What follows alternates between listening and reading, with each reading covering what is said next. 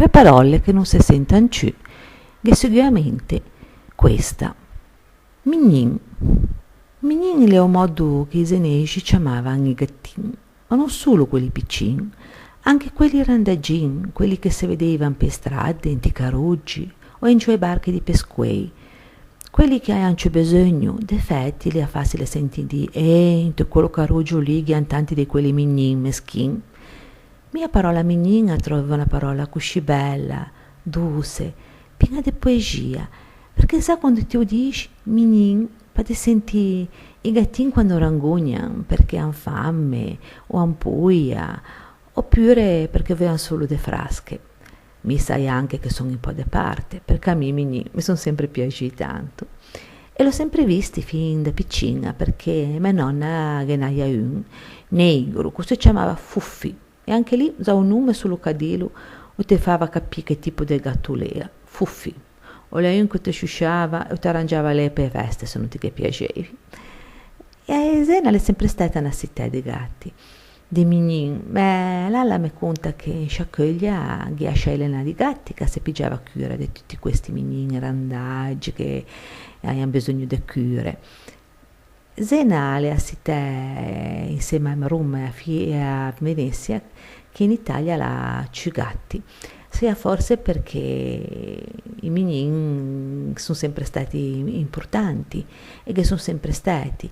Difatti, quando hanno restaurato il Ducale, in archivi hanno trovato dei registri dove hanno scritto come proprietà della Serenissima Repubblica di Zena anche un numero di gatti, perché questi servivano per preservare giusto i libri degli archivi dai ratti che si sapeva mangiare. E poi è anche un'altra notizia molto importante che anche poco conoscia, che quando arrivavano i bastimenti in porto, specie quelli che portavano le granagge o altre merci così, che hanno ispezione a bordo prima di farli attraccare e che doveva, il capitano della nave doveva mostrare che la nave aveva almeno 2 gatti a bordo. Se non avesse avuto questi 2 gatti a bordo, non sarebbe stata fatta accostare e manco scaricati tu carico perché la puia che fosse piena di ratti che poi si sa portavano epidemie e pestilenze.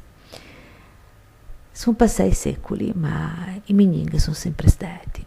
E credo che saiano sempre a Zena, anche se ora si vede meno per strade perché sono colonie feline, come si dice. E comunque il comune di Zena diventò proprietario, per modo di dire, ma insomma proprietario di gatti randaggi. E o si doveva organizzare per favorire la sterilizzazione, per aiutare tutte quelle che ora si chiamano gattare, per aiutare i gattini, i mignin che sono in difficoltà. Mi credo che comunque se ti vai in piccoli porticcioli, oppure se ti stai a vedere ai pesquei da canna, ti vedi anche in posizione che stanno a guaità, aspettando che arrivi qualche pesce, oppure magari anche proprio la roba, perché se sa, i mignin sono fatti così. E comunque passiamo gli anni, i tempi, se passiamo da bianco a negro o colore, ma che sia sempre qualche barcone che darei ai giogie, che mignin a quei go, che avei, che anche, e chi non è là, o so fa di pinze in scia facciata da sua casa.